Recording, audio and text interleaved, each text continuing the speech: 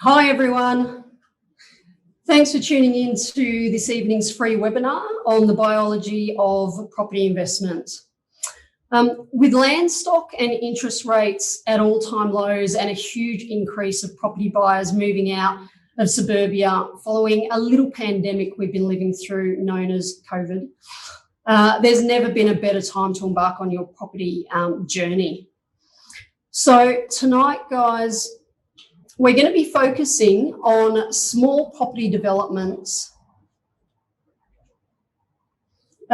such as purchasing a block of land, building a duplex on it, and then either selling or leasing or doing a combination of both at the other end of the project. As you'll see, becoming a small-time property developer doesn't require access to millions of dollars, and small projects can make you a six-figure profit in as little as 12 months. Our property expert, Lloyd, will take you through a couple of real-life case scenarios, and I'm even going to share figures on a development I'm currently in the process of when I jump back in at the end of the seminar to do a wrap-up. Just some quick obligatory housekeeping rules to get out of the way to start with.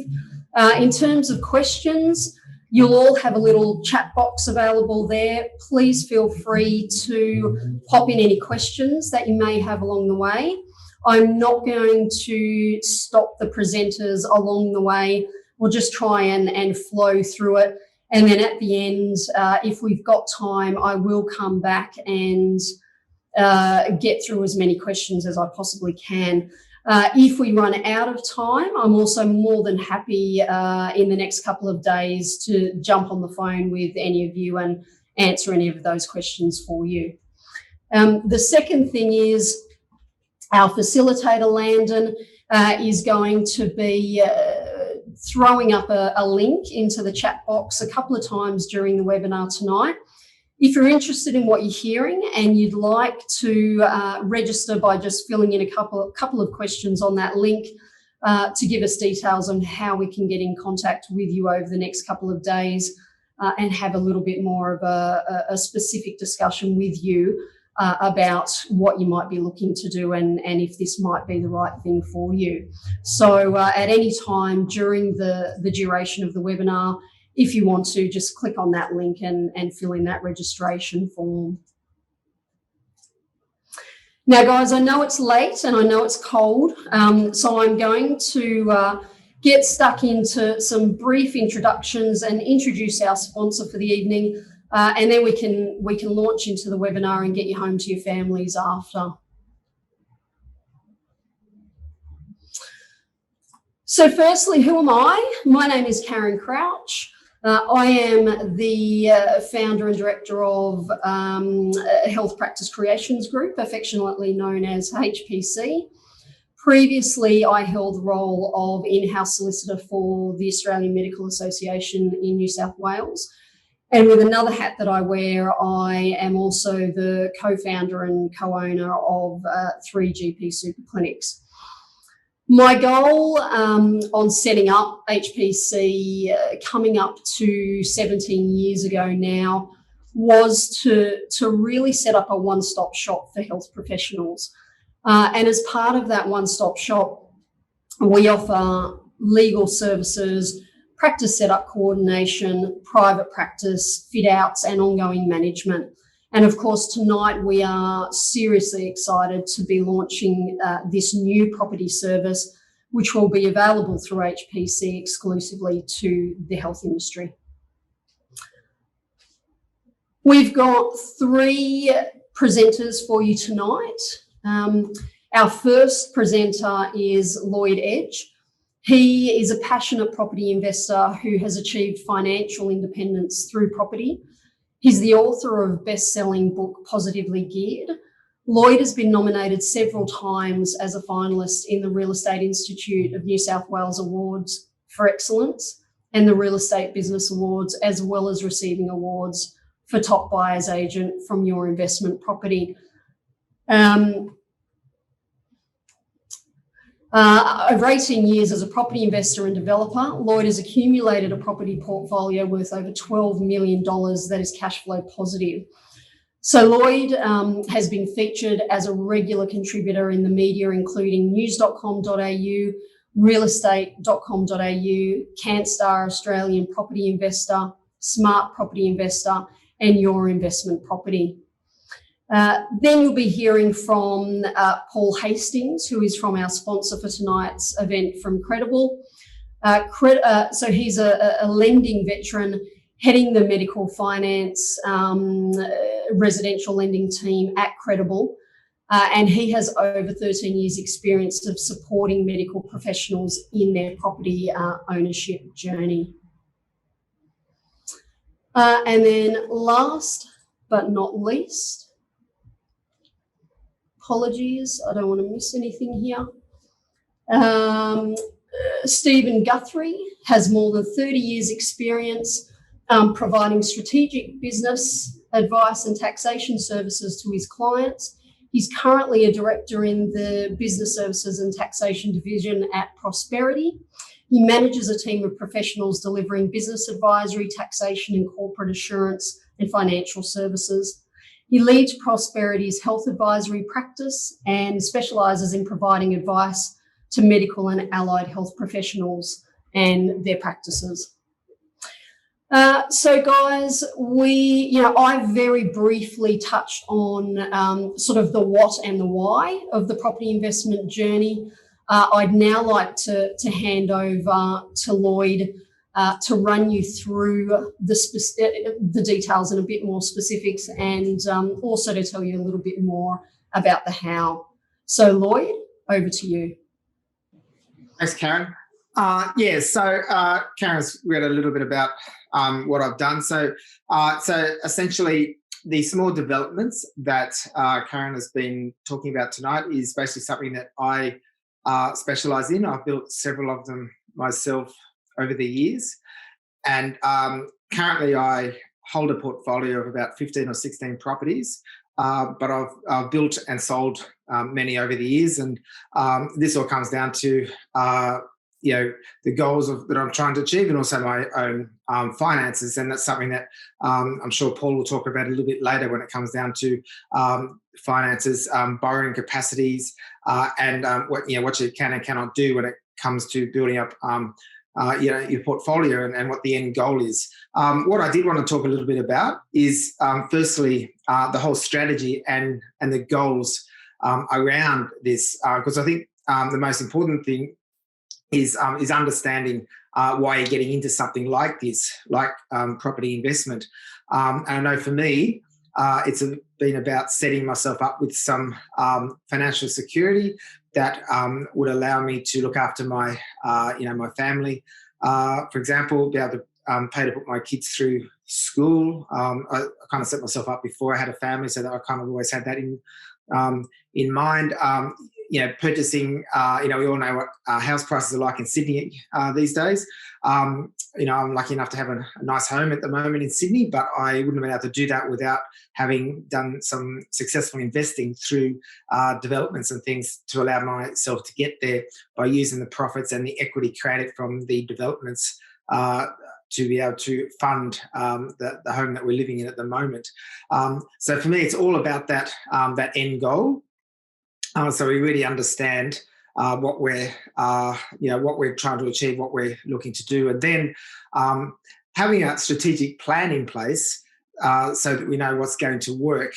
And for me, it's about when we're investing, it's not about buying in a one-horse town, for example. I've actually done that before. We go and buy in a mining town, and the mining boom collapses. And I thought I'm on a bit of a run here. I've got good growth, good cash flow, and then when the mining boom ended, so did my property dreams in that particular location in Central Queensland at the time. So experience has told me that we must always be looking for areas that have several industries of growth, many growth drivers there. I like to look for areas that have hospitals and universities, lots of amenities, where the government's spending money, and where the population is increasing, where the jobs are growing. And what we've seen as a result of the pandemic is that a lot of people are moving out of these capital cities, moving into some coastal regions, some country areas. And these areas are becoming much more in demand. So going forward, some of these regional areas are going to be really, really great opportunities to be doing some of these developments. And I know I'm still in the market for looking for my next one as well. So that's probably the first step to really understanding, how to get that property opportunity and what the what the area has going for it. I guess the most important thing, and it's listed here sort of at, as part of sort of a step 3, but the feasibility is part of the process here, because we want to have a real understanding of what we're going to get out of the process. So in simple terms, you need to be able to sell for more than what you can build it for. So you don't want to be in a situation where you're spending $800,000 on a project and then you can only sell it for $800,000 or less. So you're not making any money. The idea about doing a development is that you're actually forcing some equity into the property you're doing. So you're not actually buying a property and just waiting for 10 years for some capital growth, but you're actually forcing some equity through a subdivision. So getting a block of land, as Karen was mentioning at the inset, getting a block of land, putting a duplex on it, subdividing it.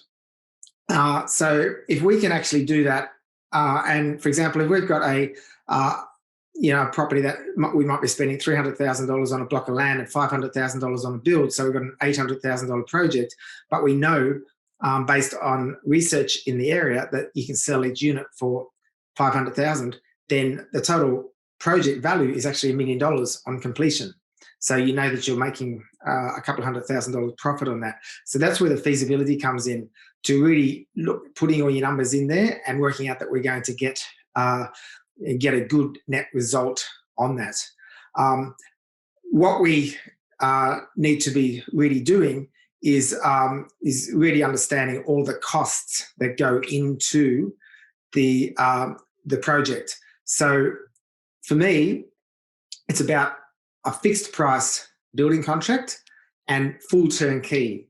So we don't look at just getting a build contract and then end up with something that's, the landscaping is missing or the driveway is missing, which you often hear about those kind of horror stories when people are building houses. This is about having something that's completed so you can actually move into it. Tenants can move into it. You can sell the property on completion. So everything is in the build contract. So when we look at these and we get a builder on board, we go through absolutely everything in the inclusions. We look at, what do we want in the kitchen? What's going to suit the demographic? Should we be having stone bench tops, and how thick should they be, for example? What sort of appliances should we have in the kitchen? Should we have ducted aircon, split system aircon? Should we have 2700 high ceilings? So we go through a lot of detail about that and put all those inclusions in up front, and then get them priced out by the builder. And then we've got a fixed price there, so that we know what you're paying. So there's no nasty surprises later on, that they're not going to put any nasty variations on at that point. And that makes it much easier for when you go and get some lending later on, which is what Paul will talk about as well. That the bank knows exactly what you're going to be buying there. Now, obviously, the block of land is something that you need to know the price of as well. So we'd get that. We'll negotiate on that block of land, get a firm price on that.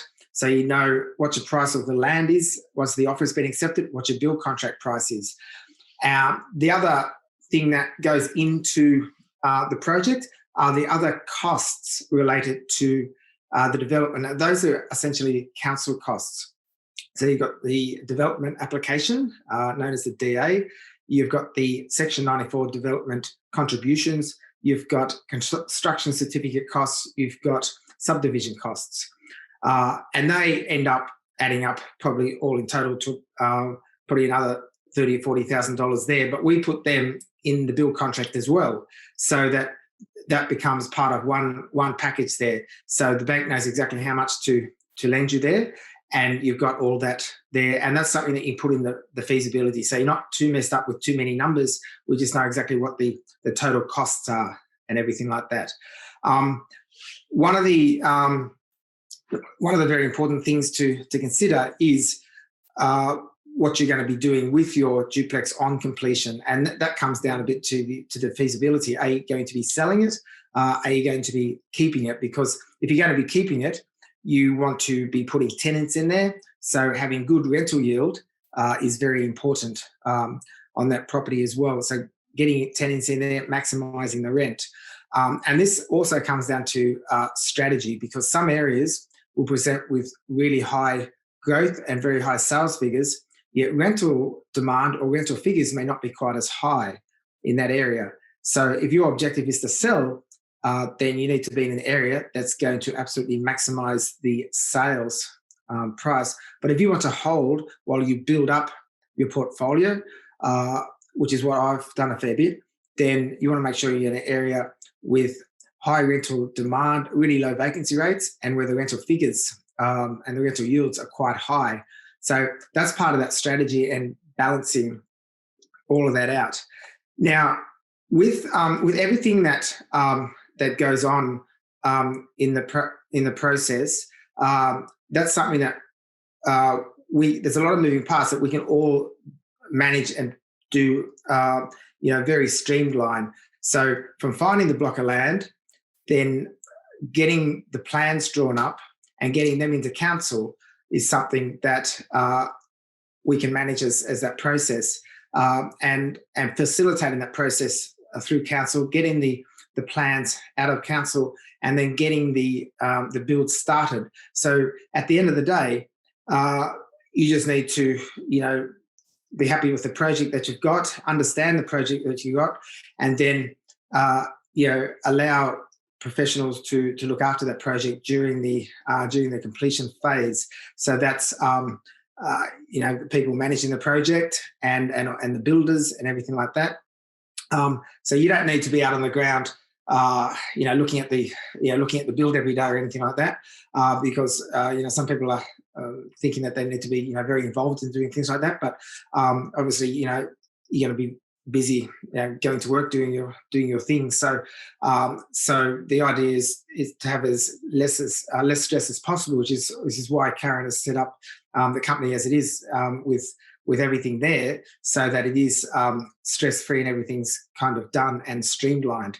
And that's all the way from the land to the DA process and right through the construction process, and moving on there. Karen, have you got those case studies you can put up there? Yep. Just wanted to run through a couple of case studies of some recent developments. So this is one here. So this particular one again was done in a regional location, but a coastal location. This particular client was actually, so he lives in New Zealand at the moment, actually, as an expat. Wanting to buy a home in Sydney, can't afford to actually buy a home in Sydney at the moment, because it's exceptionally expensive, especially when he's got 4 kids. He's got 3. He had 3 kids under 6, and then he's just had another kid about 3 or 4 months ago. So he's quite busy at the moment. So he's obviously looking for a family home as well in Sydney. So the objective here was to try to build up some cash flow, some equity that he could leverage on to help fund his home in Sydney. So what we did with this one, so just running down this, the land price was $350,000. The construction price there, $805,000. And that included all of the council and all the strata costs, as I mentioned before. So that was, so the construction cost, that was inclusive of everything. So he's signing a build contract for that price, and everything's included there. There's no nasty surprises popping up from there. The one other fee that needs to be paid when you buy the land was the stamp duty. However, we do a lot of these where we're buying vacant land, and you're just paying stamp duty on the land, not on the house. So when you're building the house, you don't have to pay stamp duty on it. So it's a big saving here, just paying stamp duty on the land. Because otherwise, if you're doing a project that has $1 million budget like this one, you'd be paying in excess of $40,000 in stamp duty. But in this case, the stamp duty was just over $11,000. Professional fees, that's just the legal and accounting for advice on and the conveyancing for the property. Holding costs are just basically paying interest on the loan. Now, the way a construction loan works, and Paul might go through this more later, but a construction loan, essentially, you're just paying, you just basically got the land at first. So if you buy the land at $350,000 and you've got a 10% deposit on it, so you paid $35,000 on it, then the balance is what you're paying in interest. So essentially, you're only really paying the land to start with, and it's not until you actually start the construction that they start paying the interest on the build, and that just goes in steps. So when the builder lays the slab, they'll invoice you for the slab. The bank will pay that. Then when the frames go up, the builder will invoice a little bit more, and then when they do the brickwork and so on. So they invoice at different stages. So you're not actually paying your whole loan at once. So it makes the cash flow much easier as you're building it during that process. So that makes it quite easy there. Now, what these clients have done here, you can see the total costs. All those figures are added up here, and the sales figures. This is very recent. This is this year, and the sales figures. Both duplex units had sales figures of $850,000, which is a total end value of $1.7 million. They're on a 1 point, almost 1.2 total cost of the project. So you're looking at about $500,000 in profit there. Now, from there, this is where you get advice from your accountant and everything. There will be some capital gains tax implications when you sell the property and things like that. However, there's a substantial profit margin there that actually, in this case, has helped my client put a deposit down for the home that he wants to buy in Sydney. So that's part of the strategy. That's what this client's doing with this particular, which is why he built this duplex, so he can make a profit and then use that as a deposit to get into his next property. He's actually in the process of doing another one of these as well before he actually buys that home. So that's kind of his strategy. The other strategy, other than actually selling, is actually holding them and refinancing that equity. So if you've got the borrowing capacity, you can actually take an equity loan against the property. It does increase your debt, but you can actually use some equity and you have that to fund another one of these properties. So, and that's something I've done a fair bit myself as well. So it's just another way of doing it. So understanding what you're wanting to achieve, understanding your finance implications, all the legal implications, and the strategy before you get into it is what's really important with that. So we'll move on to the next case study. So this one here, this one had land price of $330,000. Construction price was $720,000. So land price was similar. The construction price was slightly different area, different builder. Not a lot of difference other than the fact that the land was probably a little bit less sloping, and that made it a little bit cheaper. But at the end of the day, it's really about the end results and stuff as well. So we need to look at those end numbers. But similar sort of build at the end of the day. So you can see all the other figures there that I've similar to what I've been through previously. In this particular instance, however, this client actually sold this property. Now this client lives in Western Australia, and he's just trying to basically get ahead he wants to pay down his home mortgage. So his idea is to just build a few of these. He's already got a home. He just wants to pay down his mortgage because he's got his kids in private schools. He's got 3 kids. They're all in high school. They're in private schools. So he's just trying to create a bit of extra income and pay down his home mortgage and everything. These properties were sold off the plan. So what that basically meant for him in a really good market, these ones were done in New South Wales, up on the North Coast. Both units were sold before the slab was laid. So he had bought the land, he had signed a build contract, he'd signed the builder up, he had the DA approved, but as soon as the builder went to site and basically started the earthworks, he actually got his solicitor to draw up a sales contract, and both of these were actually sold off the plan, 740 and 760 respectively. So you can see there's a good profit margin in this one as well.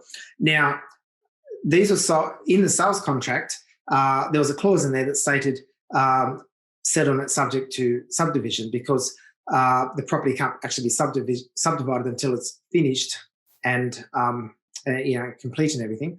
However, what happened was that my client took a deposit, or the agent's trust account took a deposit for each property. So he'd actually sold them, and then all he needed to do was build the properties, and then on completion would get just get the subdivision through at the end, and then the sale would be final. So he's locked in that price. And that's also mitigating, in case the market was to plateau out a little bit, he's actually locked in a price there rather than waiting until it was finished in case the market went a little bit soft. In his case, the market actually increased more. So if he actually waited a bit longer before he sold, he probably would have sold them for a bit more.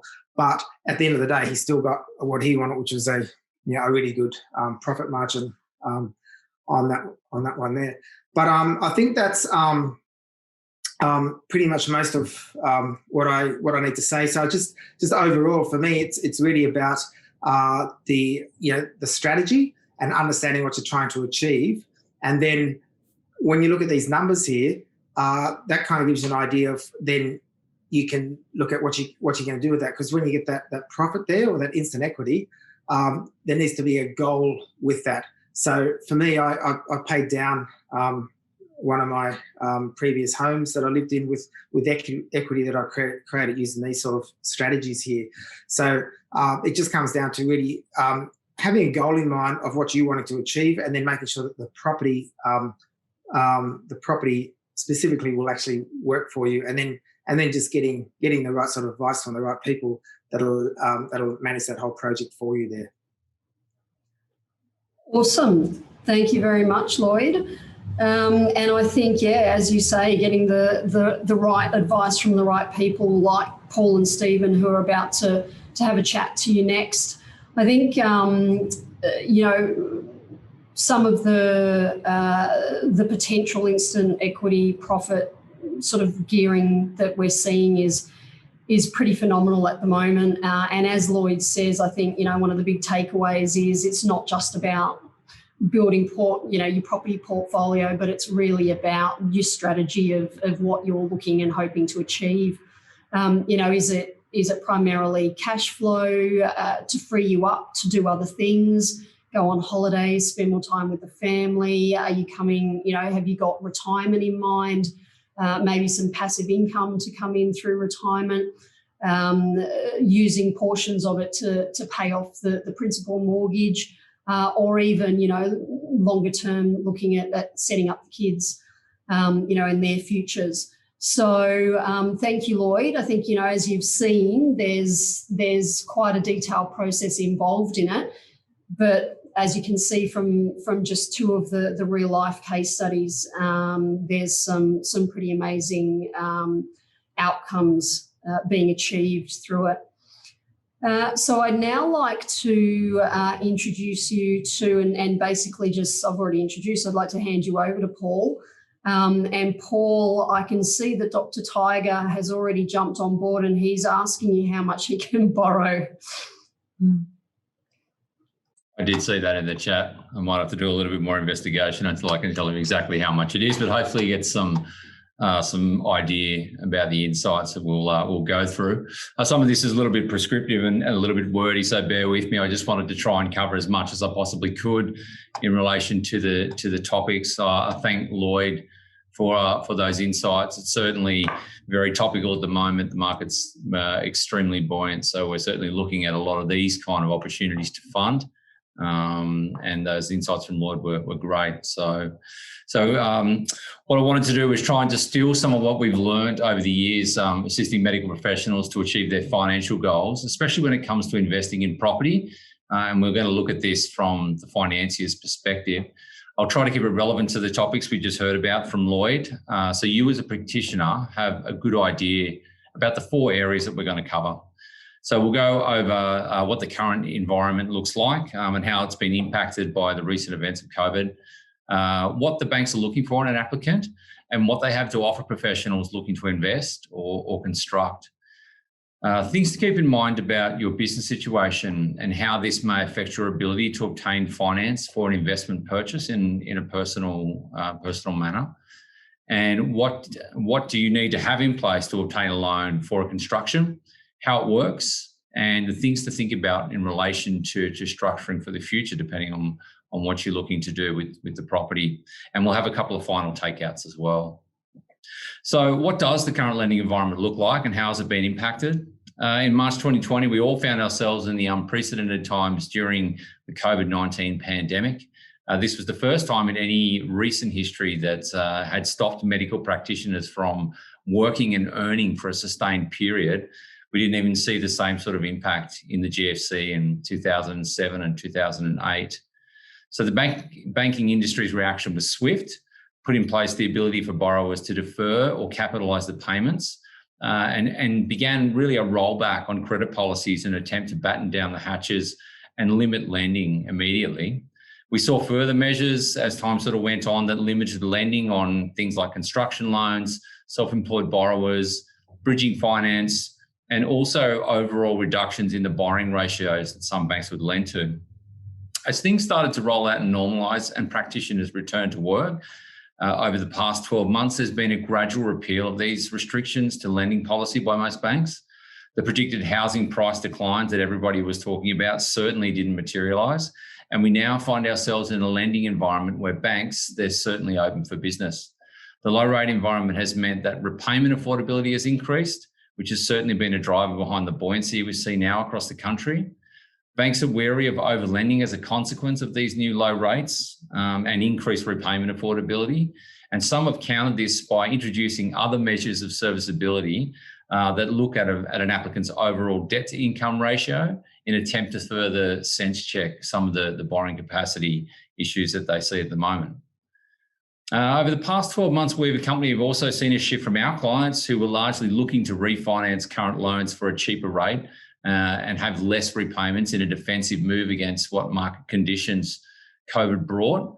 And now we see a shift to more requests for approvals for purchasers to get into the market before things become unaffordable. More recently, there's also been moves by the current government to strip back current responsible lending laws in an attempt to what they see to simplify Australia's credit framework, ensuring consumers and small businesses get timely access to credit. Some of these moves have been opposed by some senators for its inflammatory potential in respect to housing prices and good credit practices as they see it. However, Josh Frydenberg seems determined to get through these changes sometime in June, and he basically is pitching it as a further measure towards enhancing the overall economic recovery. So what can we take out of this? Whilst COVID did have a significant effect on credit and lending markets during the period, sort of early to mid 2020s, there's certainly been a significant positive turning in the market in terms of lending. This, coupled with the low interest rates and the willingness of banks to compete for business, has seen a very buoyant housing market and lending market conditions, which I think that everyone has seen. So this brings us to our second point about what the banks are looking for in an applicant and what do they have to offer professionals looking to invest or to construct. So medical professionals, as you all well know, are in the unique situation where you do have the ability to enter the property market earlier in your careers versus the general public, and you can take advantage of more favourable lending options based on the robust nature of your ability to earn. The most lending institutions will have specific lending policies or rules for medical professionals which will allow them to borrow at higher borrowing ratios without the need to insure the loan, which is an important point when it comes to cost. And that term is commonly known as mortgage insurance, which you guys can avoid. Generally, the bank will allow medical professionals to borrow up to 90% without mortgage insurance. That figure may vary slightly from bank to bank, but generally that's what you're looking at. This is also the case when you're looking at investment lending on house purchases, construction, and even construction of duplexes, as outlined by Lloyd in his presentation. It's important to note that in the case of a construction loan, that the borrower will be looking to put a 10% deposit requirement based on the land value as well as the construction portion. An important point, as Lloyd sort of pointed out as well, is that 10% deposit requirement can be made up of cash. It also can be made up of an equity contribution using another property if they have a property to use. Also keep in mind that the borrower will have to make provisions to cover costs of the purchases, as Lloyd pointed out, such as stamp duty, legals, any other fees that may be applicable, and it's usually around 4 to 4.5%. That's what we usually allow for of the house or land price as a rough guide. Again, you can use equity to cover these costs as well. Moving on to the bank's assessment, and Dr. Tiger's question, will answer that somewhat in this little section, is the assessment of the applicant's ability to service a loan. The general rule of thumb that we use to establish a borrowing level is about 6 to 7 times net income. And I'll just preface that to say that does vary depending on whether you're looking at owner-occupied or investment lending, but as a rough rule of thumb, that's what we use. This income can also include potential rental returns from any investment purchase or even a proposed build. So as Lloyd was saying, if you've got a duplex, you've got 2 incomes, that will certainly boost your ability to look at your lending capacity. Each bank's servicing calculator will vary slightly in the treatment of things like living expenses, rental income, interest rate buffering, and this will affect the loan amount that one bank is willing to lend versus another. So that's why you might see some discrepancies there. The other large determining factor that any bank will take into account, which affects the applicant's servicing levels, are other financial commitments, things like personal loans, car loans, credit card limits, are all things that may further limit one borrower's potential. It's important to think about your individual financial situation before you enter into looking at things like going into a construction investment.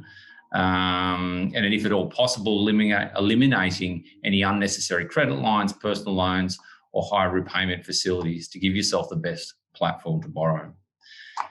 The good news is, as a medical professional, income is looked at very favourably, and obviously the income is stable. If you're a PAYG income earner, such as hospital staff, it's generally very straightforward for the banks to assess that income.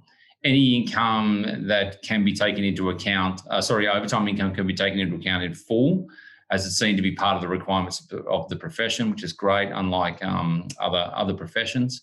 If you're self-employed, generally banks require 2 years' worth of employment history, and some will look at using 1 year's worth of tax assessments or tax returns to assess for income purposes. Some banks may struggle to understand the different variants of private income, so contracting, VMOs, sessional work, especially in the situation where we don't have extensive history that can be evidenced in a tax return. Would be our recommendation to engage a financier who understands those nuances of more complicated remuneration structures and can place the loan approval at an institution where the required understanding is there to get the loan approved. The third topic area is how might your business situation affect your ability to get the investment loan. I just wanted to put a precursor to this section. These are just some things to think about as a business owner when applying for an investment loan in a personal capacity. They're not hurdles that would preclude anyone to get an approval. It's just things to be aware of when entering the process so you can understand what the bank's thinking is behind some of the questions that they may ask you. So as a practitioner, it's important to understand how the structure of your business and the liabilities within those entities may affect your ability to borrow for a potential investment purchase in a personal capacity or through an entity that you may have newly formed to undertake a duplex or an investment. To simplify things, I just wanted to outline 2 common examples of when a bank or finance institution may have difficulty in providing finance to a practitioner in what would seem from a medical business perspective, a straightforward lend to a business with very predictable cash flows. That's certainly the way that we would look at it anyway. So the first example is purely based around the length of time that a business has been running. As discussed, most banks would like to see 2 years track record, ideally as a standard. We know in medical businesses that the dynamics of income inflow may vary greatly, and a lot of situations, the practitioner's work and business setup, from our point of view, may be a very simple one.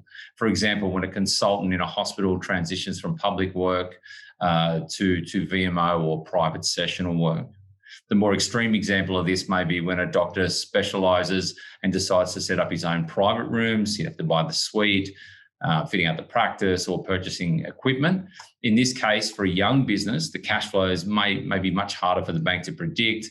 And for a financier, this may be a little bit problematic. So even in the case where a doctor has purchased a practice, a bank has historic income tax returns for the previous 2 years to rely on, even though it was maybe not by that same practitioner. The income history is there and they see that it may be somewhat more reliable. So in both of those situations, I'd recommend you would seek advice for any self-employed business where the tenure may have been less than 12 months. And that way you can cover off any of those intricacies of the income evidence in with your financier before you lodge the application. As I said, these things are, they're things to talk about upfront, but certainly not hurdles to preclude anyone from obtaining finance. The second example is based around the structure of your business and the entities, and more specifically, the way that a bank will treat any liabilities in these entities that these entities may have within them. So most forms of these lendings within the entities, like trusts or companies, usually comprise of commercial loans for the premises, leases and chattel mortgages for fit out and equipment, car loans, goodwill, those sorts of things. So traditionally, and we're talking years ago, that most lenders would quarantine those loans within the entities, and they'd be largely concerned with the profit or the distributable trust income that drops out the bottom of to service the personal debt or the loan that you're looking at in your personal capacity. However, in the past few years, most major banks are now servicing all debts within these entities, which in a lot of cases may make the ability of the practitioner to service personal debt, such as looking at an investment for a duplex, at the levels requirement a little more difficult. It's important to understand the approach any potential bank may take when looking at the business debt upfront. There's certainly still financiers out there in the market who will take a more traditional approach to business debt. So for businesses that may have or be capital intensive, this may be an important consideration when seeking finance partner for the new investment. So the final topic area is, what do we need to have in place to obtain a loan for a construction? How it works and things to think about when you're looking at the structure of the loan itself. So once you have considered the previous points we've discussed and alleviated any concerns your personal or business entities may raise from a finance perspective, the next area centres around the practical approach to paperwork when seeking a loan for construction of an investment home or duplex, as we've been talking about. We'll go through a typical list of what's required for finance of this nature, obviously over and above any of the normal information that a bank would require from a financial and asset and liability point of view. The paperwork requirements are really based largely around the build itself and what is required. These lists may also vary depending on the complexity and size of the build, but typically a bank will require a contract of sale for the purchase of land, a copy of the fixed price tender document, as Lloyd was talking about before, a copy of the signed building contract, stamped plans, which include floor plans and elevations. And also one to think about is a copy of the builder's public liability and indemnity insurances that cover your specific build. So it's good to have for the bank, obviously, but obviously good to have for yourself so you know the builder is adequately covered. So I just want to raise a couple of quick points in relation to each of those. So please be aware that if the build is not a house and land package or a situation where the build will take place immediately, the bank is still able to do a loan on the land first and then the subsequent build loan later. So if you have acquired a block of land or you already have one, the bank is certainly able to do lending up to the 90% level just on the land itself. Most banks require fixed price building contract. This is something that Lloyd pointed out earlier on. There are some that will consider what they call a cost plus contract or an owner builders contract. However, they are certainly in the minority and will usually restrict borrowing ratios or restrict the way that the payments are made. So if you can get the fixed price building contract and that's part of your setup, it's generally the best way to go. In all situations, the bank will require the applicant to put their cash in up front. Please note again, the deposit can also be equity in existing property if you have it. It doesn't have to be cash, but obviously it will be if you have no equity to provide. So in the case of land and building package, this may mean that you'll have to put in your 10% contribution on the land and the build upfront, which means that it'll be into the land purchase settlement at the very beginning. So just be aware of that.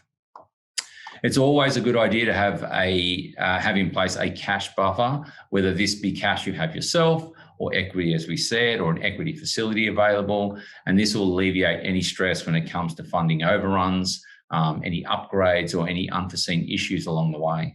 In most cases, builders may also ask for a deposit up front. It's generally the case that they'll ask for that before your finance is in place.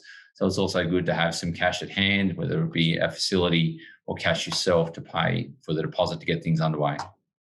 In relation to the product side, we just wanted to touch on that briefly as well. Lloyd covered off a little bit on some of the stages. So a typical construction loan is drawn down over a series of progress payments as the build itself progresses. So most building contracts will have 5 to 7 stages, and the bank will release progress payments along these stages. At certain milestones through the build, the bank will require a valuer to provide a progress report to make sure that work is being done in accordance with the progress stage drawdowns. So that's an important thing to note. These reports will normally be at the expense of the borrower and generally occur 2 to 3 times, mostly 2, sometimes 3, during the build stages. So most of them traditionally are at frame stage, lock up. Sometimes they might have a final one at handover. For example, complex builds generally at a build cost level of 1 to 1.5 million. So we're talking about bigger builds here. There also may be more drawdown stages on these types of builds due to that complexity. And sometimes the bank may also insist that you engage a quantity surveyor to ascertain that the site works at each stage are in line with the works carried out to date, as well as any other materials being present on site. Again, those requirements will vary from bank to bank. However, it's definitely something to inquire about for builds of those nature. So generally, if you're looking at the normal builds that Lloyd's was talking about, they should be pretty straightforward. If you know that there's something that's more complex, you just want to check their parameters around any further checks you might have to do, anybody else you might have to engage. About the product, most banks will have a construction loan product. It's generally a variable rate loan. Sometimes it has a higher rate, so you want to have a look at that as well. Generally, the bank will set up a facility and they'll charge the applicant, as Lloyd pointed out before, the interest expense each month on the outstanding balance or what has been drawn down to date. Once the entire facility has been drawn down, the repayment typically will revert to a P&I payment.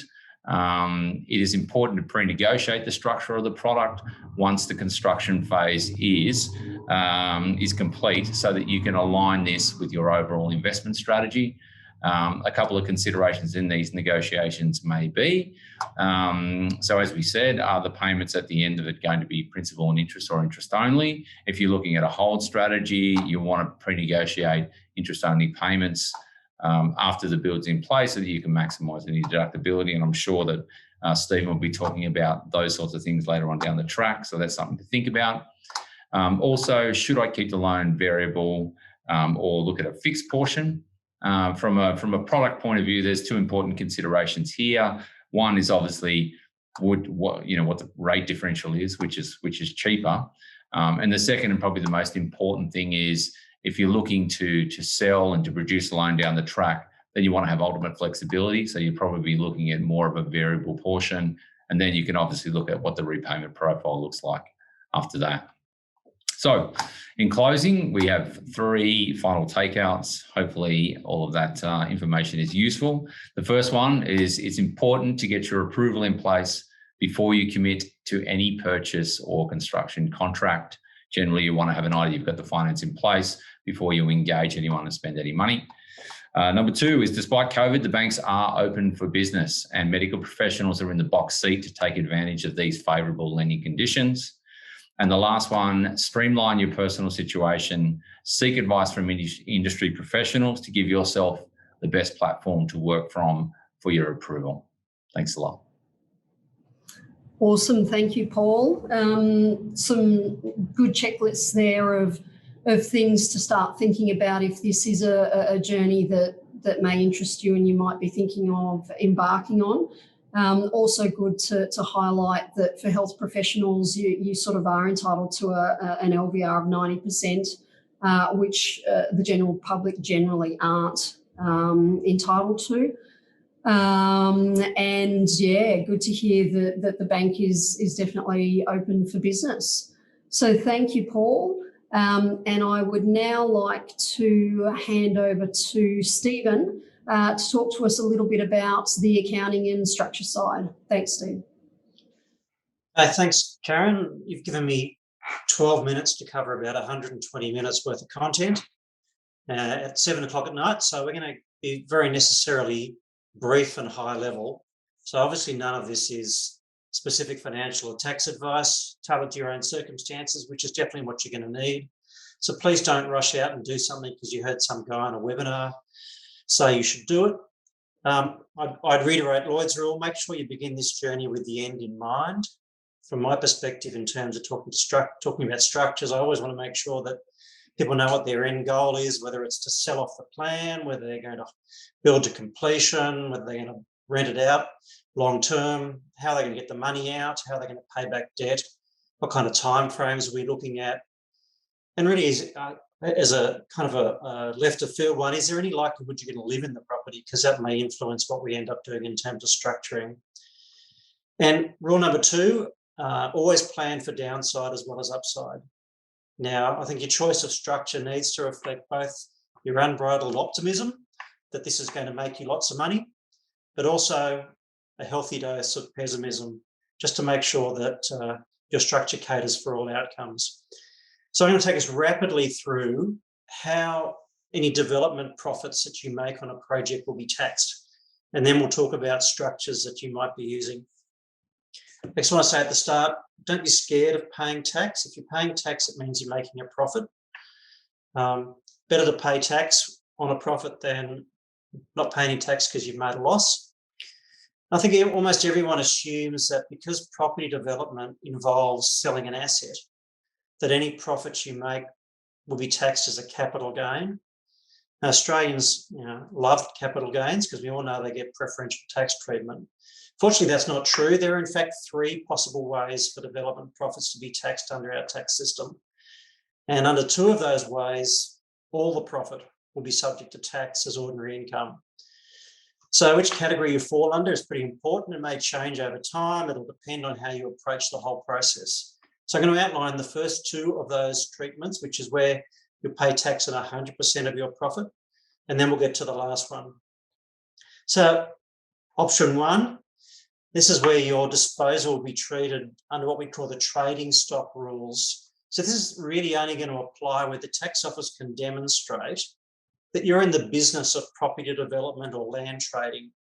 So then you're going to look at things like how often you've done this, how regularly you're doing these activities, whether you're carrying them out in a business-like manner, the level of organisation and size and scale of your activities, and your knowledge and experience. It's probably not going to be the case for your first development that you would ever be caught under the trading stock rules, because you wouldn't be likely not carrying on a business at that point. But if you do a series of developments, then you start to fall into this kind of category of the tax office might take the view that you're carrying on a business of property development. Downside, as I've said, 100% of your profit's going to be taxed as ordinary income. So if your activities don't yet meet this criteria, you're not yet in the property development business, where does that lead you? Well, it leads you to the next kind of hurdle you've got to jump, which is the second category that you could be taxed under, which is where you could be taxed under what's called a profit-making scheme. So you can still face the prospect of paying tax on 100% of your profit under the profit-making scheme rules.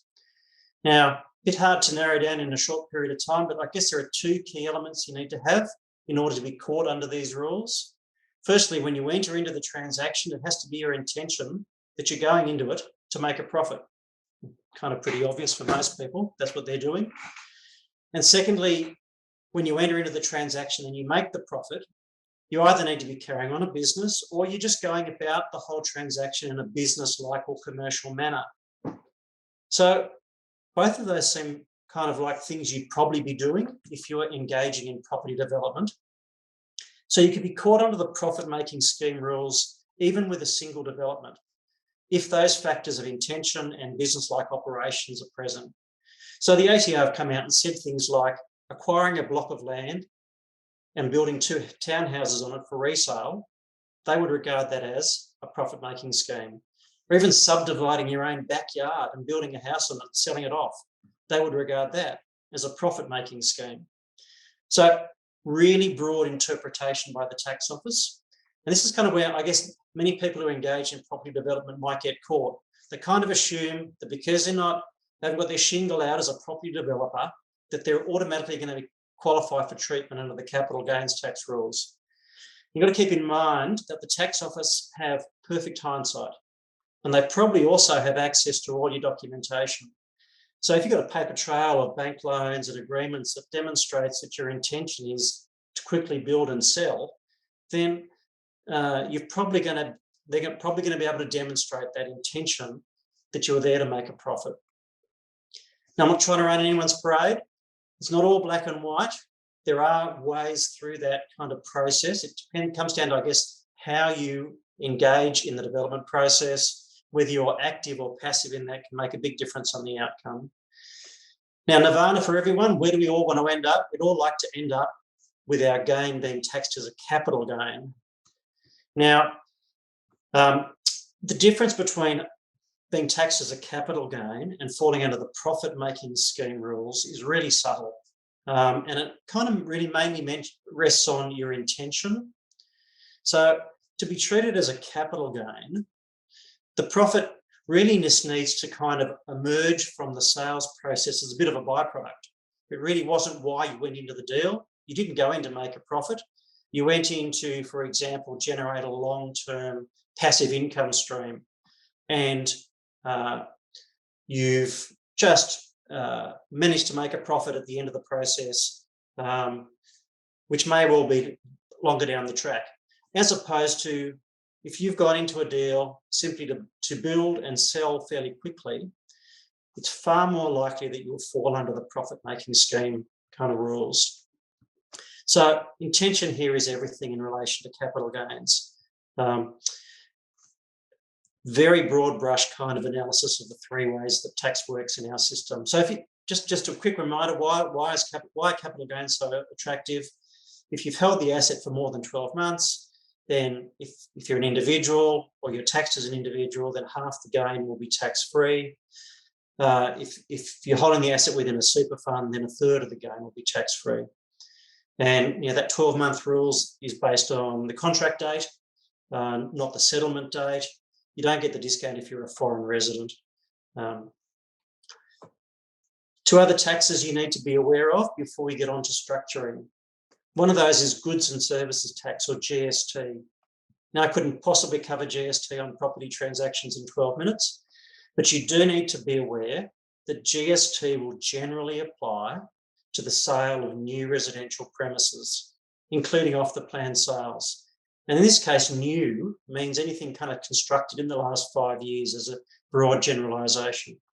That's particularly the case if you're going to get taxed under the profit-making scheme rules. So in terms of how much cash will I get out of this if I sell my developed property assets, you need to factor in GST, which could be 1/11 of the sale price. Now, of course, you'll get a claim back for if there's any GST on your purchase cost or in the construction cost, but all of that needs to be factored into a kind of an after-tax position on the development. So GST can be really important. Some people will build properties and hold on to them and rent them out for more than 5 years so that they cease to be new residential premises when they're sold. Can be a strategy worth thinking about. And finally, state taxes are something you need to battle with as well. So land tax, if you're in the kind of position of wanting to hold your asset for a period of time and rent out and generate a passive income stream, then it may be quite important as to what structure you use, because land tax may or may not, you may or may not get access to the land tax threshold depending on which structure you use. And finally, stamp duty, transfer duty. Just make sure you get the property in the right structure first time round. Paying stamp duty on moving from one structure to another is a really painful process. Okay, so let's talk about different holding structures available to you. Now, structuring 101 for medical practitioners is you want to keep your investment assets away from the risky medical professional or the risky medical professional's business. So typically, that would lead us towards holding property development assets in one of three boxes. One of those is in the name of a low-risk individual. So that might be a spouse or a family member who's not at legal risk of a claim from a third party. Owning these assets in individual names is really simple. You get full access to the land tax threshold. It's usually pretty straightforward from a funding perspective. If there are losses, you can use them pretty easily. The downside, of course, is that you don't get to split the income that you ultimately make amongst other parties. All the income is going to be in the name of the individual who owns the property. And so you can have lumpy tax outcomes when those assets are realised. Option 2 would be in a discretionary trust, a family trust. A bit more expensive to set up, but not too much more. You don't get access to the land tax threshold if you own a property in a discretionary trust. So you'll pay land tax from $1 of the land value. That could cost you several $1,000s per annum, depending on how long you own the property. Funding, again, usually pretty straightforward.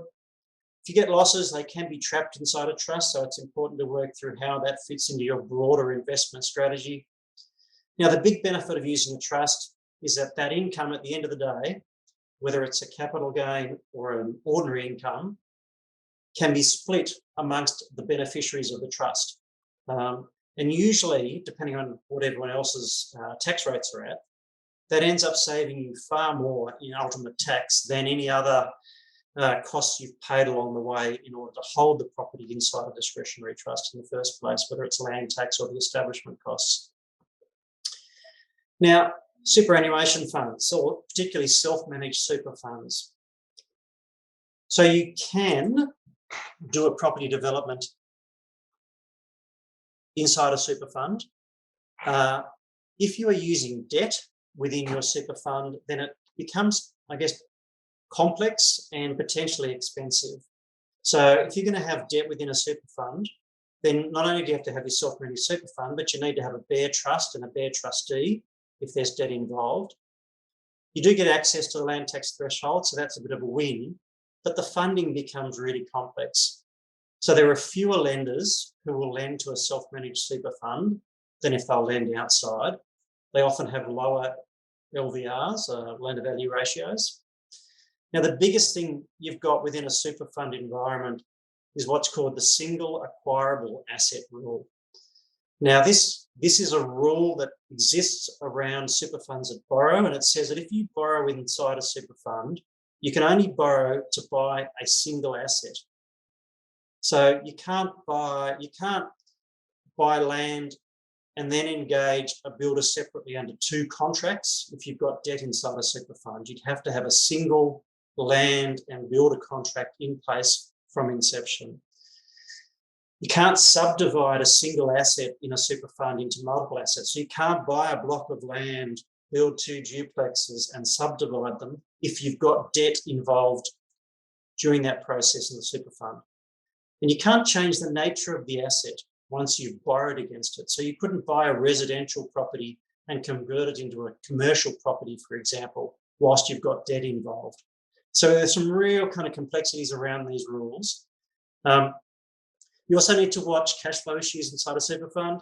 It's not quite as easy to top up super funds depending on your contribution limits and how much money you can get in.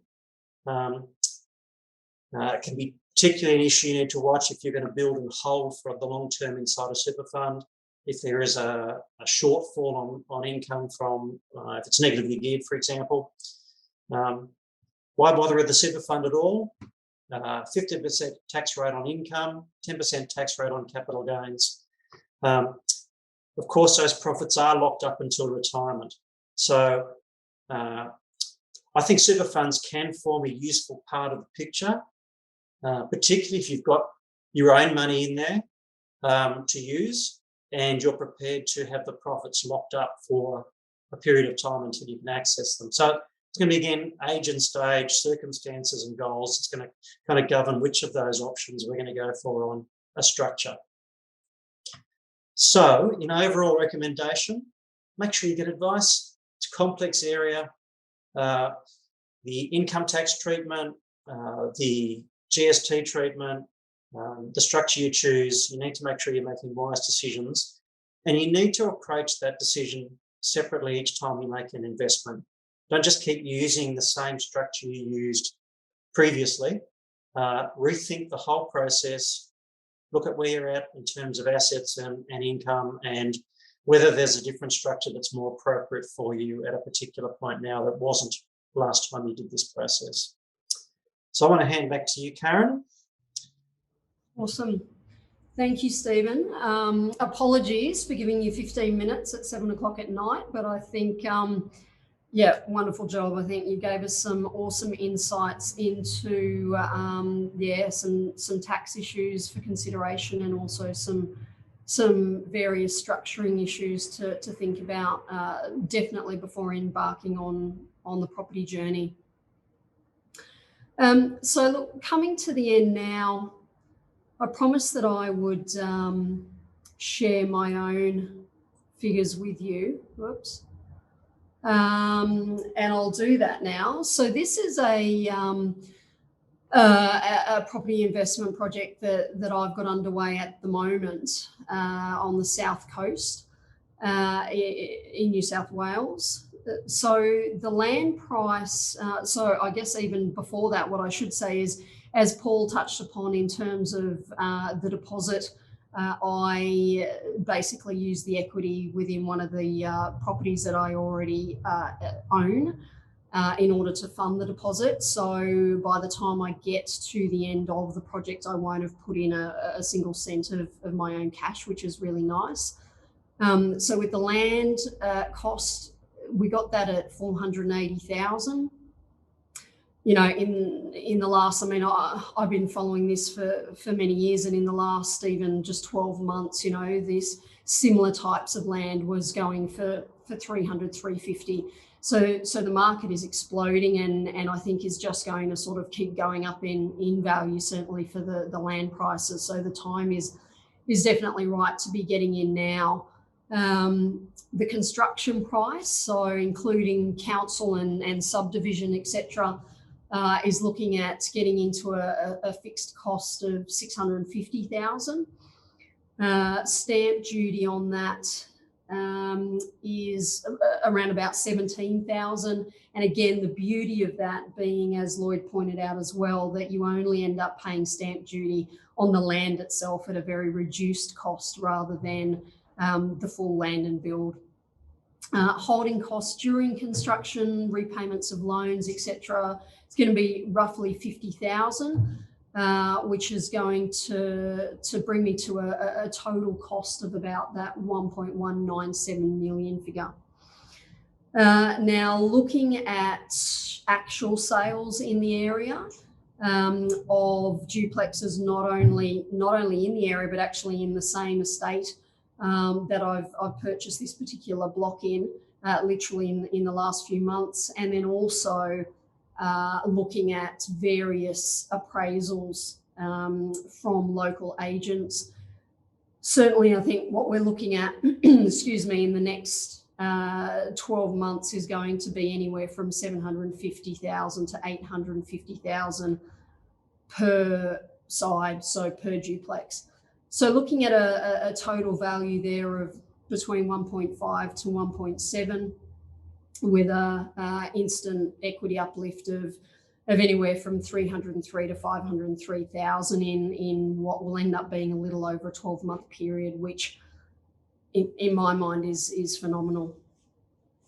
So that's another, real life case study. There's many out there. It is really happening. And I guess in wrapping up, you've heard from Lloyd about potential uplifts and gearing that can be achieved. You've heard from Paul that the banks are open for business, and Stephen's given you some structure tips for your project. Look, property investment is arguably one of the lower risk investment strategies available. Everyone needs somewhere to live. Property underpins our entire economy. It's shown a proven resilience even through the pandemic. And, whilst prices can go down, they don't tend to crash, for example, like the stock market. The key messages I'd really like you guys to take away and for me to leave you with, I think the first one being a really important one is property investment really should make your life less stressful, not more stressful. So really, we're very much not about encouraging anyone to try and overextend themselves. It has to be a strategy that's within your means and it's going to actually make life better for you and not more stressful and set you back. If you have money sitting in a bank account, earning, very minimal interest, or sitting in unused equity in your house, and you'd like to find out how to put it to good use, via one of these small property projects, certainly do click on our link. There's a couple of questions in there for you to register, and then over the next couple of days, we'll be in touch to discuss your situation in a bit more detail. As you've seen and as you can see, there's many technical steps involved in the small property development process. But as I've always tried to do with everything that we offer and do through HPC, we offer our property service to you as a one-stop shop, and we manage the entire process for you, really from end to end. So look, that's brought the webinar to an end. I might now just quickly touch on 2 or 3 questions for those of you who want to stick around to hear a couple of answers. Lloyd, can you please let us know what the difference is between a dual occupancy and a duplex? So essentially a dual occupancy is, a duplex is a dual occupancy property in basic terms, but a dual occupancy property is generally a property that cannot be subdivided. So a dual occupancy so that may be a house with a granny flat. So you could have a house with a granny flat in the backyard. So that's a dual occupancy property, but that sits on the one title. So that's really good for cash flow. But that is, you can't subdivide it, so you're not really creating equity. Now, there are a number of new dual occupancies built as like one house. So they're sort of built like a duplex, but they can't be subdivided. They don't have, all the ratings that a duplex has, or they're not in, the right council areas, or they're built on a smaller block of land. They can't be subdivided. One of the things about a dual occupancy is that the auxiliary dwelling, so the second dwelling, generally has to be less than 60 square meters. So you could have a 4-bed as the main main dwelling, and then the auxiliary dwelling might be a 2-bed and it's less than 60 squares. Now, when you have a duplex, they can mirror each other, but there's also so which means they could both be 100 squares or 150 squares large and whatever. But there's also no limit to how large they can be as long as they fit in with the development control plans in council and fit the FSR, which is the rating of how much space you're allowed to use on the block of land. So if you're allowed to build up to 60% on the land, you can have a big duplex if you've got a big block of land. A duloc, as per council requirements, actually is an auxiliary dwelling. And an auxiliary dwelling generally can't be subdivided in most council areas. There are a couple of councils in Queensland that do allow them to be subdivided. However, they're very much an inferior product to the sort of duplexes that we're talking about. Great, thank you. Couple of simple questions for me. Is there any sort of fee for the first chat with you? No, there's not. So please definitely keep the link registrations coming in. What are the costs involved in the property service? So tonight has been very much about educating you all about the property investment journey, the various steps in it. We do have a very simple step-by-step fee process, which more than happy in our phone call to go through with you. Stephen, you mentioned a 12-month time frame on the capital gains. Can you just confirm that commences from the date of exchange, not from the date that sort of the duplex is built?